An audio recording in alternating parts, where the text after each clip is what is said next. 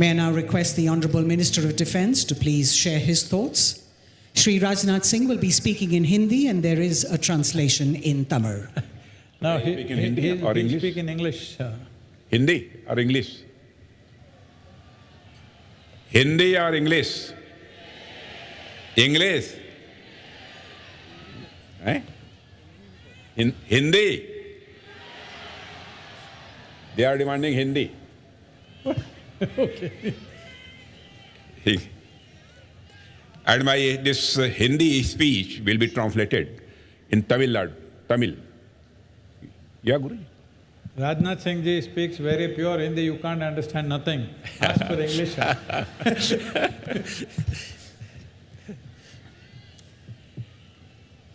The visionary spiritual guru and guide, Param Shraddheya Sadhguru ji,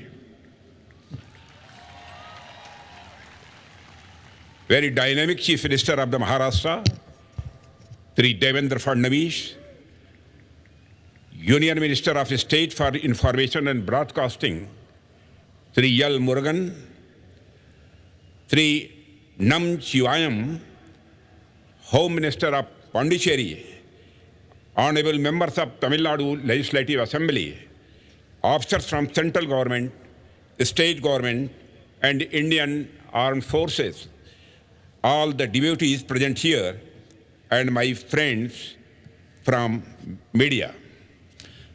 First of all, I would like to request to all devotees to raise their hands and chant with me.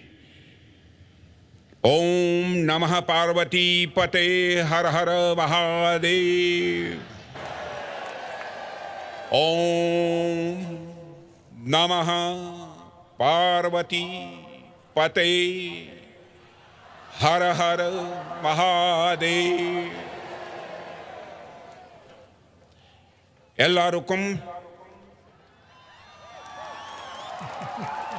Ennanvan Vadakkangal. On this sacred occasion of Mahashivratri, being here among all of you is truly a special and a spiritual experience of my life. First of all, I bow to Adi Yogi Shiva, and I also extend my respectful greetings to all the devotees present here. Friends, Lord Shiva is the beginning, the eternal, the infinite. He is indivisible, free from sorrow, and beyond all differences. Shiva is truth, and whatever is true is Shiva. It is believed that these Velyanagiri hills are the sacred abode of the Lord Shiva, known as the Kailas of the south, and being here in these hills fills me with a deep sense of spiritual peace and joy. Ladies and gentlemen, in the great poet Kalidas Abhigyan Shakuntalam, there is a beautiful description. King Dushyant, riding on the chariot, arrives at a place filled with natural beauty and divine presence. There he says to his charioteer, O Katito Pigyayat Evayama Bhogah Tapovanah iti. It means, O charioteer, even without being told, it is clear that this place is a tapovan, a sacred land of penance, the abode of a sage. Friends, what I wish to say is that the divinity I am experiencing here makes it clear, even without anyone telling me, that this place is blessed by Mahadev, the Lord of Lords. It truly feels like a sacred land of penance, a place sanctified by the deep meditation of sages. Friends, I come here, the sacred land of Kashi, the holy city of the Lord Mahadeva himself. In that sense, coming to this sacred place in the presence of Adiyogi, as a humble devotee of Mahadev, I feel truly blessed. The connection between Kashi and Tamil Nadu is also very, very ancient. On one hand, Kashi is among the oldest living cities in the world, and on the other hand, Tamil culture is counted among the most ancient cultures of the world. In language, culture, and cuisine, Tamil Nadu is deeply rich and rooted in history. For me, coming to the sacred land of Tamil Nadu feels like a blessing.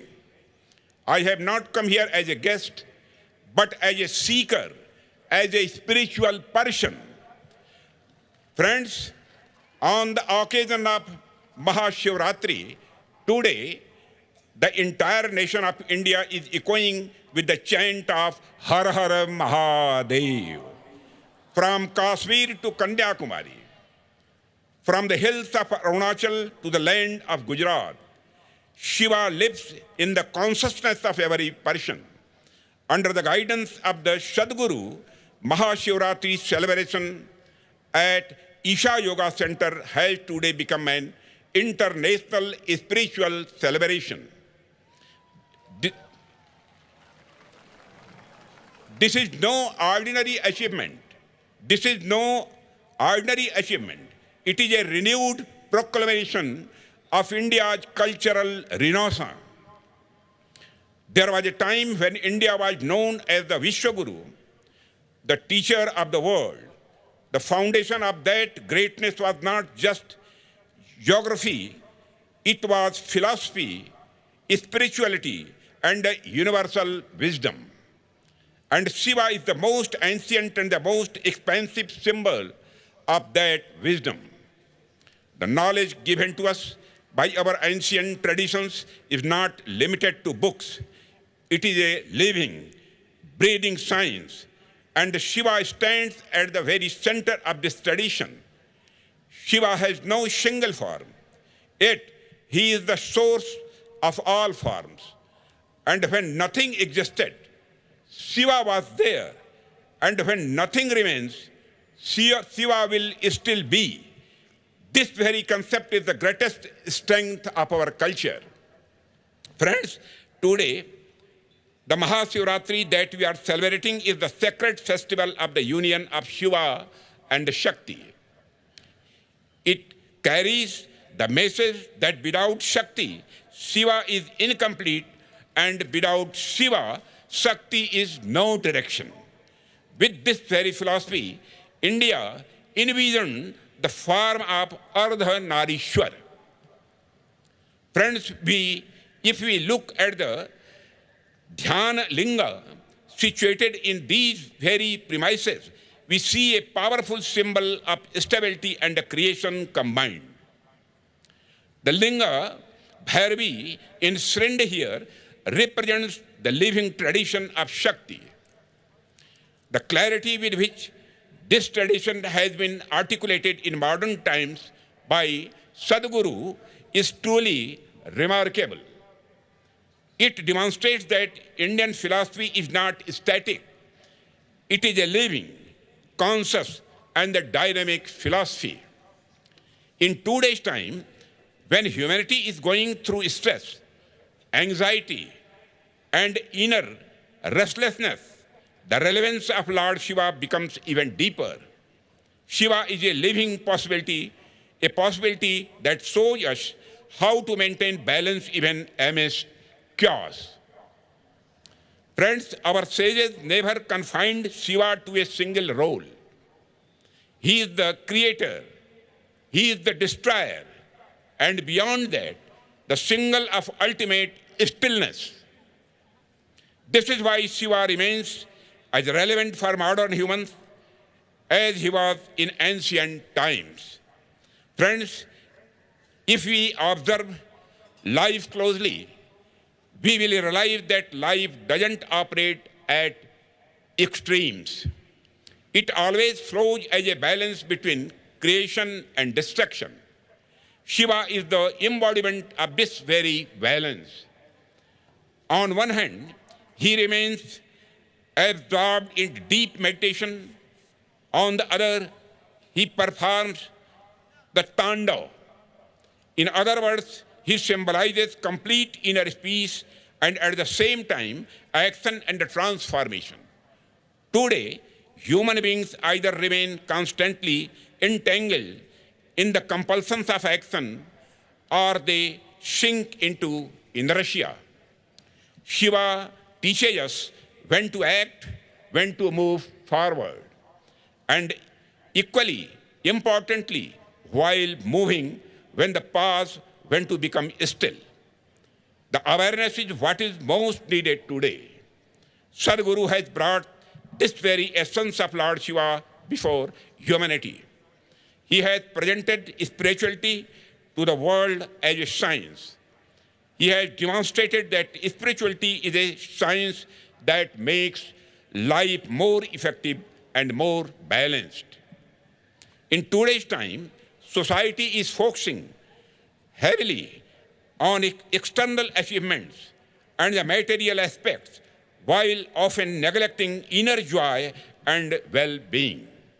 In such a scenario, spirituality becomes a true blessing for society. Today, the greatest need of society is for each individual to recognize their full potential. When a person discovers their inner capacity, their contribution is not limited to personal success alone.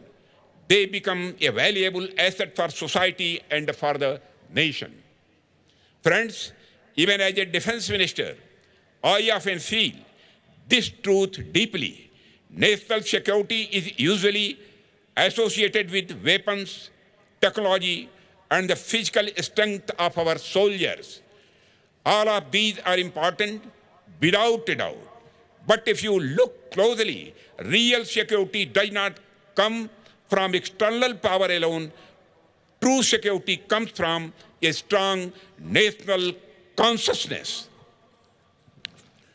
Friends, a fear-based society can never be truly secure in the long term. Only a fearless society can build a strong nation. And this fearlessness does not come from physical strength. It comes from the spiritual core. Just as Lord Shiva embodies both protection and destruction, our armed forces today carry within themselves both fearlessness and patience. Friends, on one hand, they provide humanitarian assistance with the spirit of Shiva during times of crisis. On the other hand, when necessary, they execute operations like Operation Sindoor with the intensity of Rudra.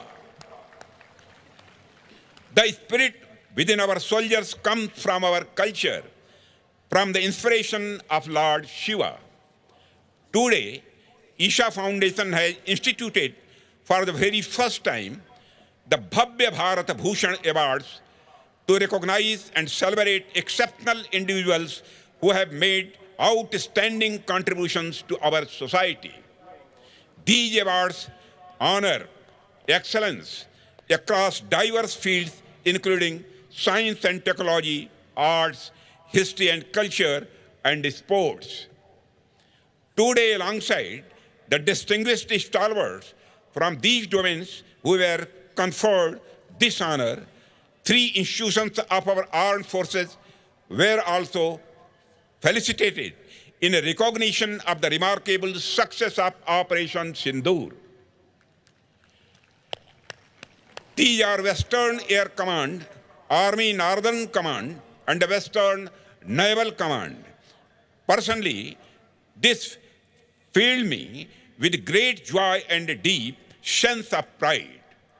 It was an honor bestowed by the spiritual world upon the valor of the nation, something that is truly possible only on the sacred land of Shiva.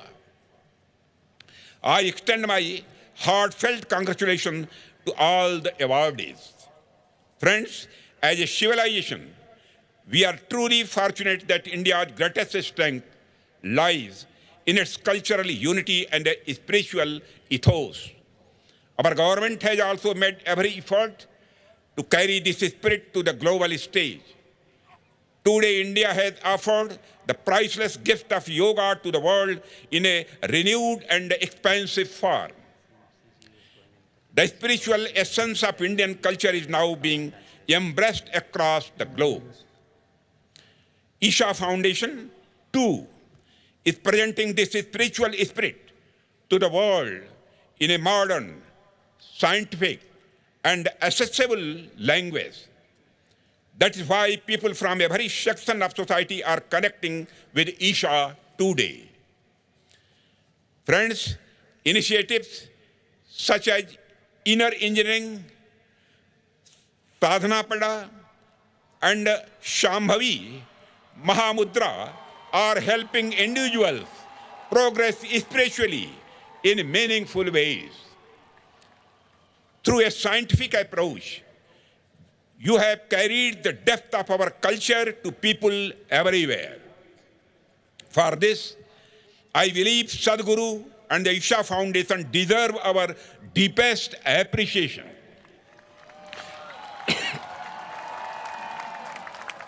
Friends, culture and science are often seen as separate from one another. But in India, they have always been complementary. And the culture is not merely a set of rituals, it is our way of life. In our tradition, the sun and the moon are not just celestial bodies, they form the basis of our calendar and festivals. Our fasts, festivals, and auspicious timings are determined through precise scientific calculations. Today, missions like Chandrayaan and other space programs are modern expressions of our ancient scientific heritage, where tradition and technology move forward together. Friends, today, when India launches missions like Chandrayaan, Mangalyaan, and Aditya Yalavan, it is not just a technological achievement, it is also the modern expression of that ancient scientific spirit which has always been part of our cultural identity. As we send satellites into space, we are simultaneously advancing our scientific culture. You have all seen Lord Shiva in his form of Nataraj. The dance of Nataraj is the rhythm of the cosmos and the movement of universe. The great sculptor August Rodin once called the dancing Shiva the most beautiful expression of rhythmic motion in the world. The British thinker Aldous Huxley also remarked that Western civilization has no symbol like Nataraj, which can simultaneously convey the universe, the mind, and spirituality. Friends, modern science today is trying to articulate truths long ago that Indian thought had already discovered at the level of the direct experience. At the beginning of the 20th century, when the world's attention turned into quantum physics, exploring the subatomic world, scientists began observing the movement of particles. They found that the motion, patterns, and energy of these particles astonishingly resembled the cosmic dance of Nataraj. The renowned Fritjof Capra once said, for the modern physicist, Shiva's dance is the dance of subatomic matter. This statement also points to the fact that science and spirituality do not move in separate directions. Both are attempts to understand the same truth, expressed in different languages. Here, the 112 feet tall statue of Adi Yogi symbolizes the 112 methods that Adiyogi himself taught the Sapta Rishis, methods through which a human being can reach their ultimate nature. Just as different rivers flow from different directions but ultimately merge into the same ocean, human beings following different paths ultimately arrive at the same truth. Friends, the essence of Shiva is vast and all-encompassing. Understanding it fully is a subject in itself. But I believe that the best way to serve Lord Shiva is by serving humanity. The more we serve the people of this country, the whole world, the closer we come to the essence of Shiva. Inspired by this very spirit, the government has undertaken numerous welfare initiatives over the past decade. Education, healthcare, and the people's standard of living in every sector, the country has made progress. In addition, to strengthen and promote our cultural consciousness, we have ensured the development of our sacred pilgrimage sites, from the Ujjain Mahakal corridor to Kashi Vishwanath corridor, from Bhagwan Somnath corridor to the grand construction of the temple of Lord Rama, and we have undertaken numerous initiatives that have enriched our cultural heritage and awareness. Guided by the core mantra of development as well as heritage, we are moving forward with unwavering commitment. The people of this country have placed their trust in us, and we are making every effort to live up to it. I just had the opportunity to meet the children of the Isha High School, and it was truly heartening to see how Isha is shaping young minds who are progressing in both science and spirituality. In their eyes, I saw a spark, a desire to grow, a hunger to do something meaningful. Friends, the education system at Isha Home School connects children with meditation and sadhana. Its daily routine and discipline teaches them the value of time and responsibility from a young age.